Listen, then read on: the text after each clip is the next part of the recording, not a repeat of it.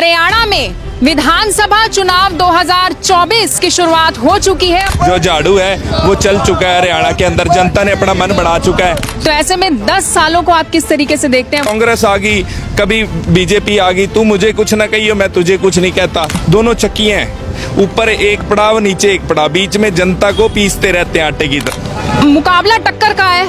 इन्होंने बड़े बड़े घोटाले किए और वो घोटाले जनता के सामने भी आ गए। तो करनाल में आपने डीटीपी वाला घोटाला पूरे उसमें छाया रहा, तो माननीय हाई कोर्ट ने, न्यायालय ने 5 लाख रुपए हरियाणा की शिक्षा विभाग को जुर्माना लगा दिया। घोटाले की बात कर रहे हो, आम आदमी पार्टी के ऊपर क्या कभी कोई आरोप नहीं लगा? आरोप लगना अलग चीज होता है, साबित होना अलग चीज होता है। असंध हलके में मौजूदा विधायक शमशेर सिंह गोगी भी मैदान में है। आपने एक ही बात कही, मेरी चालती को नहीं, मेरी चाल दी को नहीं, मेरी चाल दी नहीं। कि उनकी चलती नहीं, जब बीजेपी की सरकार थी क्या उनकी चलती थी? उस समय लोग खुश थे। हम राजनीति करें ना करें, बख्शीश सिंह के घर का कोई बच्चा मेंबर भी नहीं बन सकता। आप ये बताइए, अगर आप विधायक बनते हैं, आपने क्या क्या सोचा हुआ है, क्या क्या प्लान्स हैं आपके? अमनदीप जुंडला का अपना एक एजेंडा है। हर युवा रोजगार को 2.5 लाख रुपए अमनदीप जुंडला की तरफ से दिए जाएंगे। कोई मेरी माँ, कोई मेरी बहन, कोई मेरा युवा फांसी पे ना चढ़े। एक संस्था बनाएंगे, लोगों के आगे हाथ जोड़ूंगा, पैर पकड़ूंगा, बड़े अमीर लोगों के पास जाऊंगा कि आप आओ, इन बेटियों की शादी हम लोग मिलके करेंगे। 25,000 घर बनवाने का टारगेट मैंने अपनी तरफ से ले रखा है। तो देखना असंध का भविष्य बदल जाएगा। ये गायब होने के पीछे कारण क्या होता है? गायब क्यों होते हैं लोग? फिर उनको ये बड़ा चंडीगढ़ का जो लेक दिखता है, सुपना लेक, उसको वो देख के कहते हैं ओ हो जिंदगी तो यही थी। और ठीक हो, तगड़े हो, इच्छा करा परमात्मा तेनू पार करे। धन्यवाद धन्यवाद। काफी लंबे समय तक ये चर्चा रही कि आम आदमी पार्टी और कांग्रेस का गठबंधन हो। ठीक है, आप बड़ी पार्टी हैं, पर लेकिन हमारी पार्टी भी राष्ट्रीय पार्टी है। आम आदमी पार्टी के बड़े बड़े लीडर्स ना केवल कानून के शिकंजे में आए, बल्कि उन्हें जेल तक जाना पड़ा। इससे तानाशाह राजा का चरित्र सामने आ गया लोगों के सामने। इससे हमें तो फक्र है कि हम, भगत सिंह ने भी ये लड़ाई लड़ी, जेलें काटी, अब फिर कुर्बानी मांग रहा है ये देश। कोई बात नहीं, जेल में रहें, कहीं रहें, जनता की आवाज बन के रहेंगे, जनता की सेवा करें। पार्टी का कितना साथ मिल रहा है? बहुत। देखो, एक 35-36 साल की उम्र में टिकट दे दी, इससे ज्यादा और कितना का बड़ा साथ मिलेगा। नमस्कार, मैं हूं महक शर्मा और इस वक्त आप ये लाइव तस्वीरें देख रहे हैं जुंडला से। करनाल के जुंडला में इस वक्त मैं मौजूद हूं, जहां पर आप देख सकते हैं कि नारेबाजी यहां पर हो रही है, क्योंकि आप सभी को मालूम है कि हरियाणा में विधानसभा चुनाव 2024 की शुरुआत हो चुकी है। और ऐसे में हर गली, हर मोहल्ला, हर सड़क, हर चौराहे पर एक ही चर्चा का विषय बना हुआ है, और वो है चुनाव। हर कोई चर्चा कर रहा है, तो चुनाव को लेकर नामांकन दाखिल हो चुके हैं और ऐसे में सभी पार्टियों ने अपने अपने उम्मीदवारों को मैदानों में उतार दिया है। और उन्हीं उम्मीदवारों में से एक है अमनदीप सिंह जुंडला, जो कि इस वक्त मेरे साथ मौजूद भी हैं। आज हम उनसे, आप सभी को रूबरू करवाएंगे, उनसे तमाम तरह की बातचीत करेंगे और उनसे जानेंगे कि उनका आने वाले समय में रोड मैप क्या है, आम आदमी पार्टी का रोड मैप क्या है, और उनसे तमाम तरह की बातें करेंगे। सबसे पहले अमनदीप सर, चुनाव के प्रचार का वक्त है। आज मैं देख रही हूँ आप सभी को नमस्कार भी कर रहे हैं और सभी की ब्लेसिंग्स भी ले रहे हो। आप लोगों के बीच में जाकर लोगों का हालचाल जान रहे हो, लेकिन सबसे पहले आज मैं आपका हालचाल जानना चाहूंगी। आपके खुद के क्या हाल है?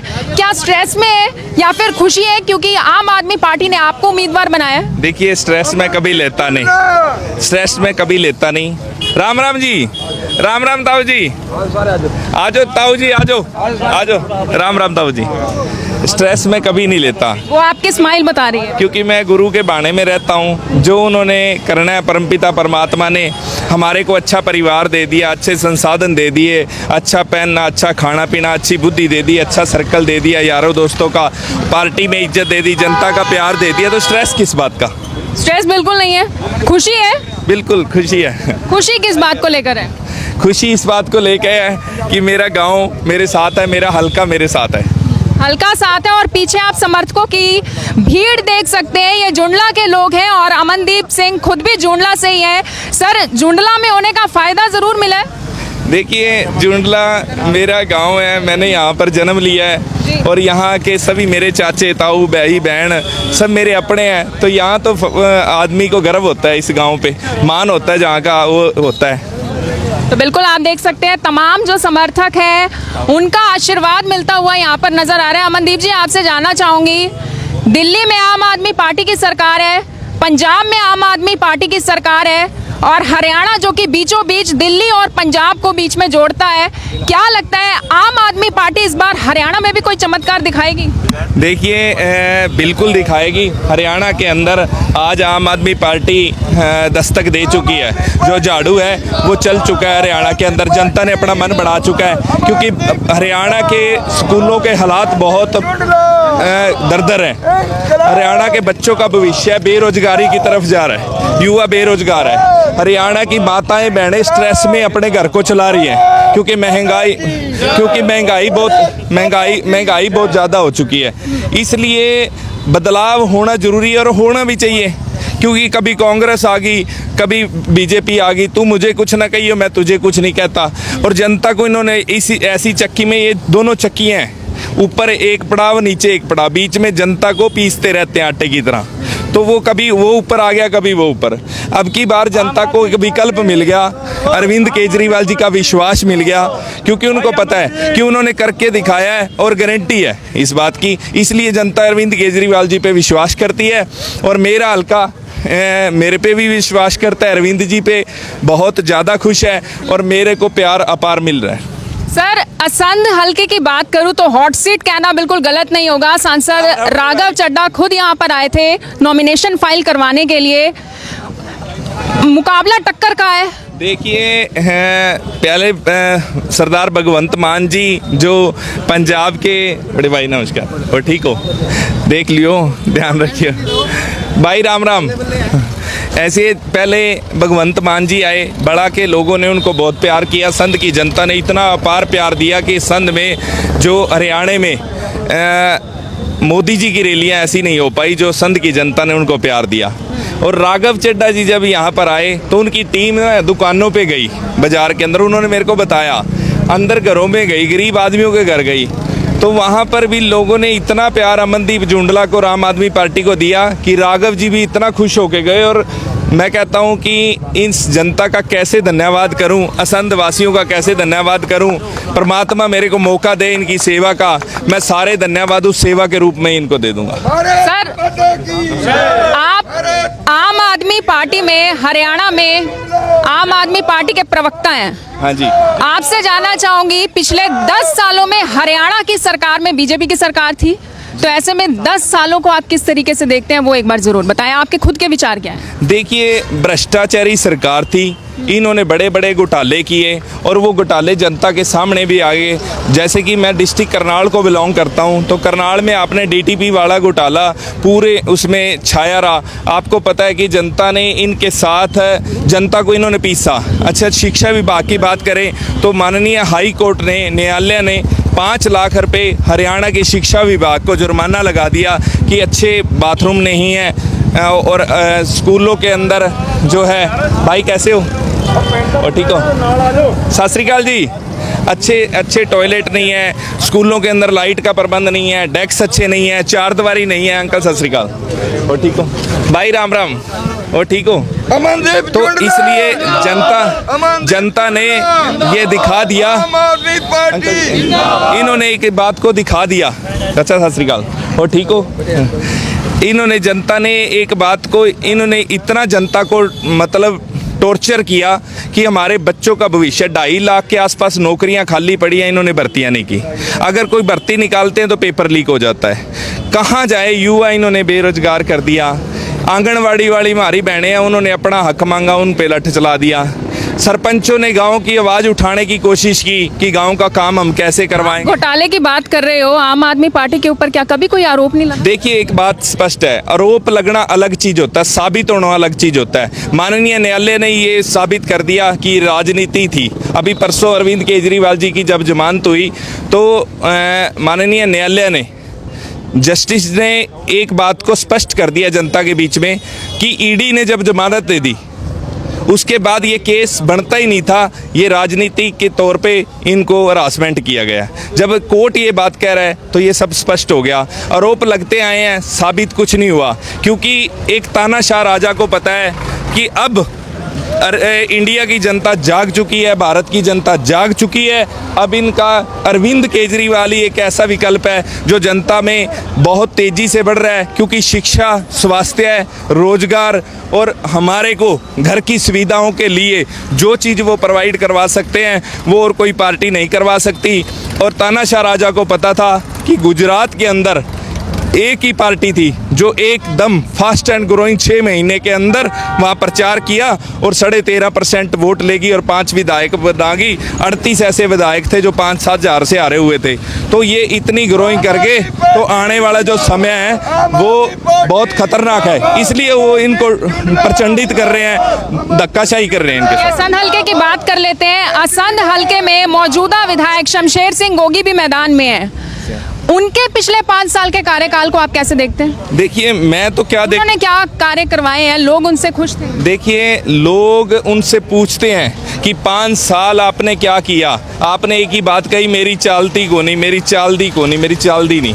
तो लोगों को ये है कि अब अगर आपको, जैसे उनका आपकी पार्टी हुड्डा साहब के साथ तकरार चल रहा है, ये सारी दुनिया को पता है कि वो किस गुट के हैं और जो कांग्रेस सीएम चेहरा बना रही है वो किस गुट से हैं। तो इनका जो तकरार चल रहा है उस बात से स्पष्ट होता है कि जनता इनको मौका दे क्यों। अगर दे भी दिया ये तो विपक्ष की तरह ही बैठेंगे। काम तो आप बोल रहे हैं शमशेर सिंह गोगी जी का कहना था उनकी चलती नहीं। अगर हरियाणा में आम आदमी पार्टी की सरकार नहीं आती और अगर आप यहाँ से विधायक बन जाते हैं तो आपकी चलेगी? बिल्कुल चलेगी। जनता मेरे साथ है, नहीं चलेगी धक्का करेंगे सरकार के साथ और काम करवाएंगे, क्योंकि हम ईमानदार हैं। ईमानदार आदमी को कभी कोई भी नहीं झुका सकता। राम जी, ठीक हो? ईमानदार आदमी को कोई झुकने नहीं देता और जनता जिसके साथ हो उसकी हमेशा चलती है। बात यह है कि आपको आगे लगना पड़ेगा। देखिए, किसान आंदोलन हुआ, जनता सड़कों पे आई, किसान मजदूर एकता इकट्ठी हुई, तो क्या उनकी चली नहीं? कितनी सेंटर की सरकार झुका दी। तो ये जनता है, जनता इकट्ठी करो। ये टोल अगले दिन ही देखना, 5-7 हज़ार आदमी इकट्ठे करके धरना दे दो जी, सन से टोल उठाओ, ये अगले दिन ही जींद की तरफ सरक जाएगा, हमारे यहाँ से निकल जाएगा। पूर्व जिला अध्यक्ष 65 किलोमीटर के अंदर टोल लग ही नहीं सकता। इस पर भी मैं बात करूंगी, लेकिन उससे पहले पूर्व जिला अध्यक्ष योगेंद्र राणा भी मैदान में है। और अगर मैं शमशेर सिंह गोगी से पहले की बात करूं तो बीजेपी से ही बख्शीश सिंह जो कि विधायक रहे, उनके कार्यकाल को आप कैसे देखते हैं? क्योंकि उस समय पर तो बीजेपी की सरकार थी। आपने कहा कि शमशेर सिंह गोगी जी का कहना था कि उनकी चलती नहीं। जब बीजेपी की सरकार थी क्या उनकी चलती थी? उस समय लोग खुश थे? देखिए, उन्होंने इतनी चलाई कि जनता को प्रचंडित कर दिया। वो कहते थे आता है तो तू केड़ा मैनू वोट देती है।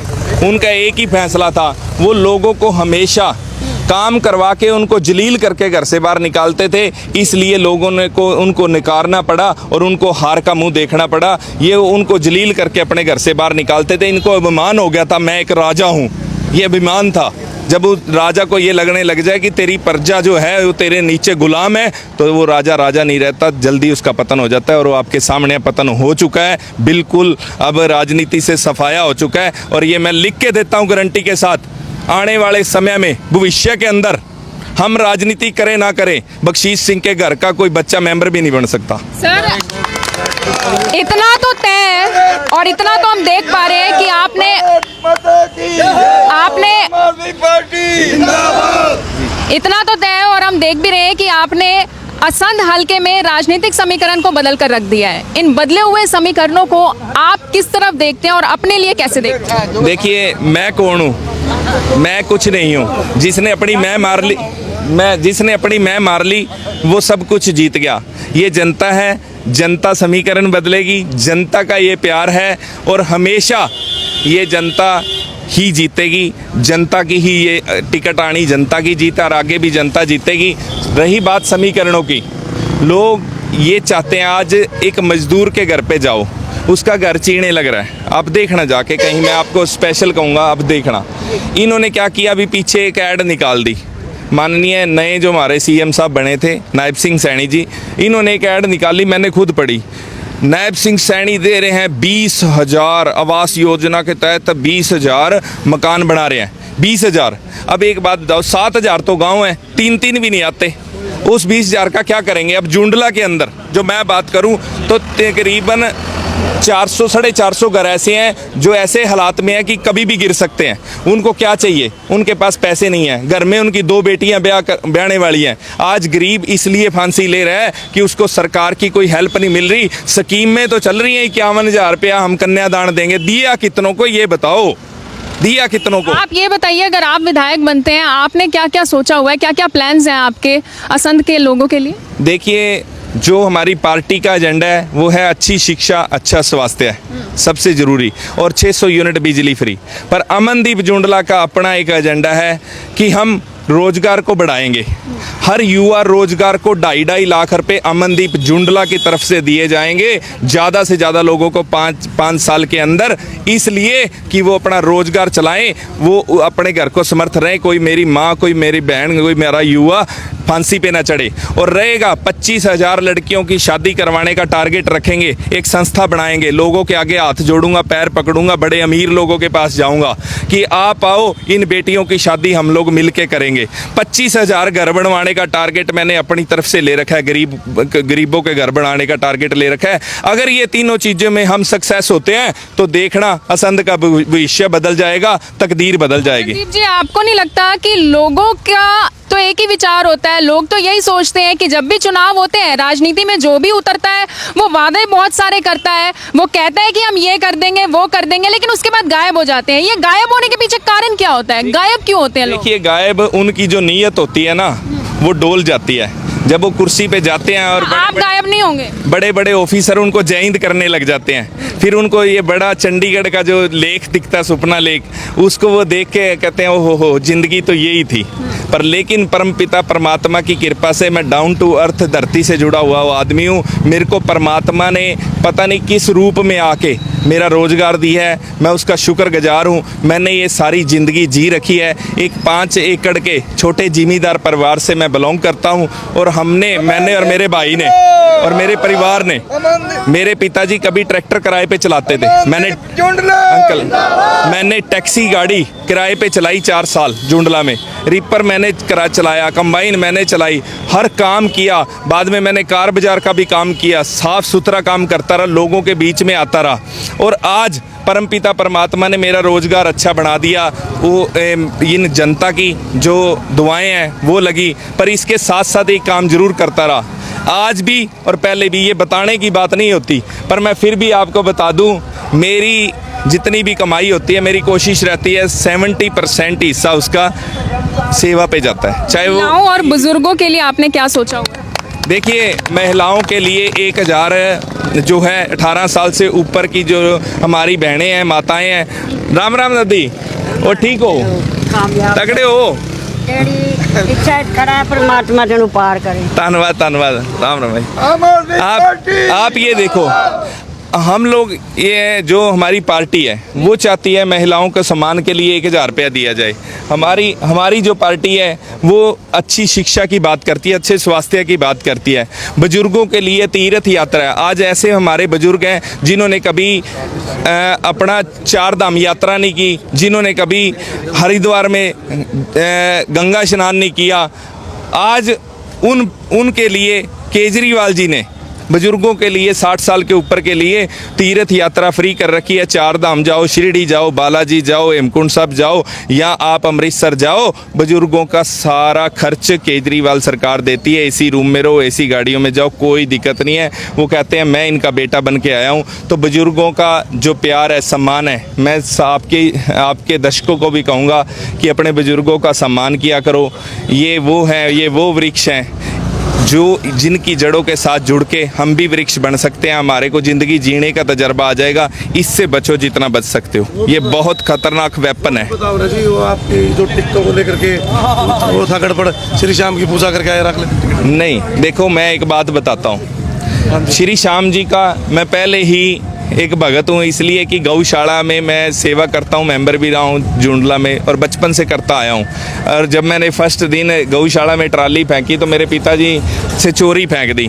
उस टाइम 450 रुपये की ट्राली होती थी तूड़े की। तो मेरे को कहते हैं कि ट्राली कहाँ गई? मैं जी वो तो गई गौशाला में फेंक आया। मेरे को गालियाँ पड़ी, पर मैं उस पर पक्का रहा, मेरा सेवा भाव रहा। पर लेकिन श्री श्याम जी के वहाँ मैं इसलिए नहीं गया कि मेरे को टिकट मिले।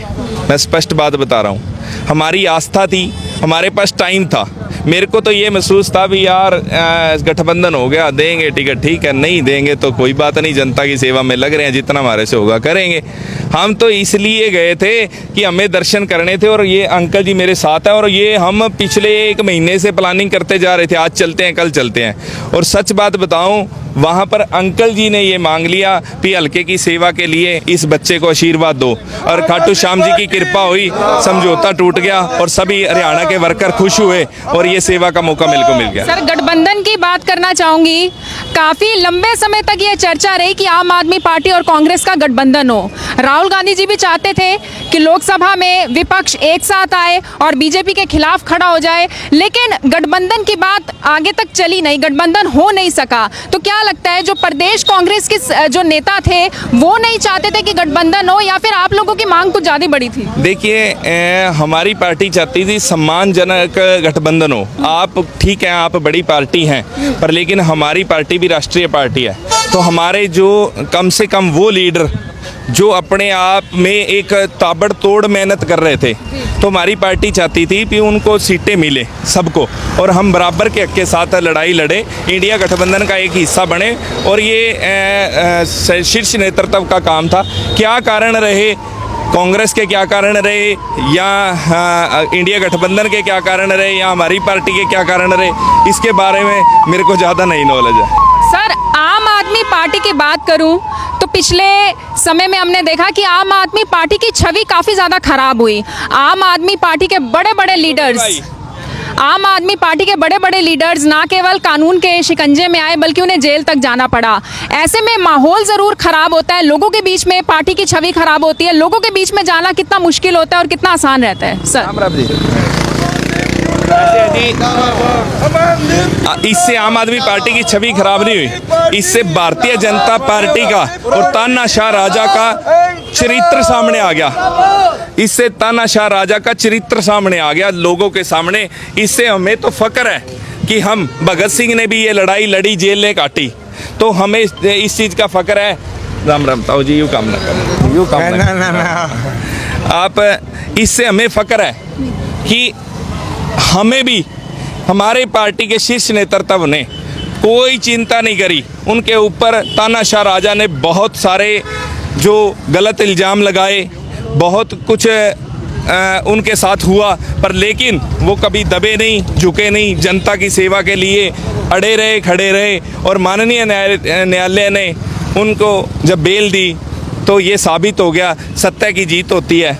और मैं कोर्ट का भी धन्यवाद करता हूँ। और मैं ये फिर कहता हूँ कि देखिए, बहुत मुश्किल कुर्बानियाँ दे के मुग़लों से गुरु गोविंद सिंह जी ने, महाराणा प्रताप जी ने, हमारे बड़े बड़े राजाओं ने अपनी कुर्बानियाँ दे के इस मुग़लों से देश को आज़ाद करवाया था। और आगे अंग्रेज़ों से भगत सिंह जी ने, राजगुरु जी ने, सुखदेव जी ने जो इतनी कुर्बानियाँ दे के इस देश को बचाया है, तो अब फिर कुर्बानी मांग रहा है ये देश। कोई बात नहीं, जेल में रहें, कहीं रहें, जनता की आवाज़ बन के रहेंगे, जनता की सेवा करें। सांसद राघव चड्ढा एक बड़ा नाम है जो आपके नॉमिनेशन फाइल करवाने के लिए आए। अरविंद केजरीवाल जी को अब बेल मिल चुकी है, क्या उम्मीद की जा सकती है? असंध में प्रचार करने के लिए वो खुद आएंगे, क्या उन्हें देखा जा सकता है असंध में? बिल्कुल।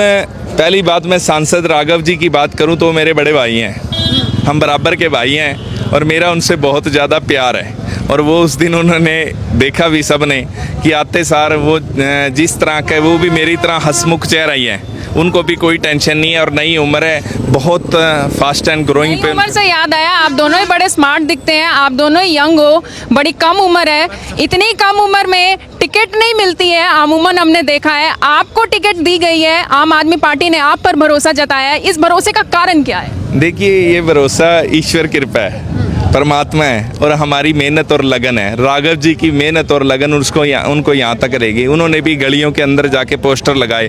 आपको पता हो, पेशे से वो अकाउंटेंट, चार्टर्ड अकाउंटेंट है, तो आप ये देखिए, इतने बड़े घराने से होके इतनी बड़ी डिग्रियाँ उनके पास हैं, इतना पैसा कमा सकते थे, फिर भी उन्होंने आम आदमी पार्टी को चुन के पोस्टर लगाए। अन्ना हज़ारे के आंदोलन से निकले हुए थे वो, तो वो इतनी सेवा में लगे हुए हैं। ऐसे ही मेरा भी मन यही था, मैं ग्राउंड पे लोगों के बीच में रहा, सेवा करी, हर गरीब मजदूर के घर तक पहुंचा, हर उस माता के पास पहुंचा जो बहुत पीड़ित थी, कुछ जो सेवा हो सकी करी भी, जो उससे हाथ जोड़े, कोई सरकारी सुविधाएं दिलाई, कुछ भी किया, अपनी तरफ से पूरा करता रहा। और आज वही प्यार मेरे को मिल रहा है। और जल्दी ही आपको बता दूं, जल्दी ही माननीय हमारे पार्टी के सुप्रीमो अरविंद केजरीवाल जी और पंजाब के सीएम भगवंत मान जी, मनीष सिसोदिया जी, सभी लीडर्स अपने बेटे को, अपने पार्टी के एक ईमानदार सिपाही को आशीर्वाद देने के लिए जल्द असंध की धरती पे पहुंचे। आखिरी सवाल, पार्टी का कितना साथ मिल रहा है? बहुत, देखो एक 35-36 साल की उम्र में टिकट दे दी, इससे ज़्यादा और कितना का बड़ा साथ मिलेगा। ये तो जुंडला पे इतनी बड़ी कृपा कर दी उन्होंने, इतना मान दे दिया जुंडला की जनता को, और असंध हल्के की जनता ने जिन्होंने मेरे को प्यार दिया, उनको इतना उनको कुछ दे दिया मान सम्मान कि मैं पार्टी के शीर्ष नेतृत्व का धन्यवाद करता हूँ। और ये पार्टी युवाओं के लिए बहुत ही अच्छी पार्टी। आपने देखा पंजाब के अंदर 30 साल से नीचे के कुछ युवा साथी हमारे जिनकी मैरिज भी अभी हुई हैं, आपने देखा अनमोल गगन मान जो एक फेमस स्टार थी, उनकी मैरिज अभी हुई है, उनको भी टिकट मिली, मंत्री बनाया। हमारे मीत हेर जी हैं, उनको भी मंत्री बनाया, 30 साल की उम्र थी उनकी, उनको मंत्री बना दिया। तो बलजिंदर कौर हैं, तो इन्होंने हर चेहरे को टिकट दी। युवाओं को ये प्राथमिकता देती है क्योंकि युवा ही देश का भविष्य है। मैं पार्टी का धन्यवाद करता हूँ। बिल्कुल, युवा ही देश का भविष्य। और ये थे अमनदीप सिंह जुंडला जिन्होंने अपनी बात रखी, जिन्होंने अपने प्लान्स भी रखे कि उन्होंने असंध हल्के के लोगों के लिए क्या कुछ सोचा हुआ है और उन्हें कितना समर्थन मिल रहा है पार्टी की तरफ से, वो तो आपने सुन ही लिया। और हो सकता है कि आने वाले समय में जल्द जो दिल्ली के सीएम है, पंजाब के सीएम है, वो भी आपको यहाँ पर इसी धरती पर देखने को मिलेंगे। तो मेरी आप सभी लोगों से यही अपील रहेगी कि इस वीडियो को जितना ज़्यादा हो सके शेयर ज़रूर करें और इलेक्शन की तमाम जानकारियों के लिए इस चैनल पर बने रहें और तमाम तरह की वीडियोस देखते रहें। धन्यवाद।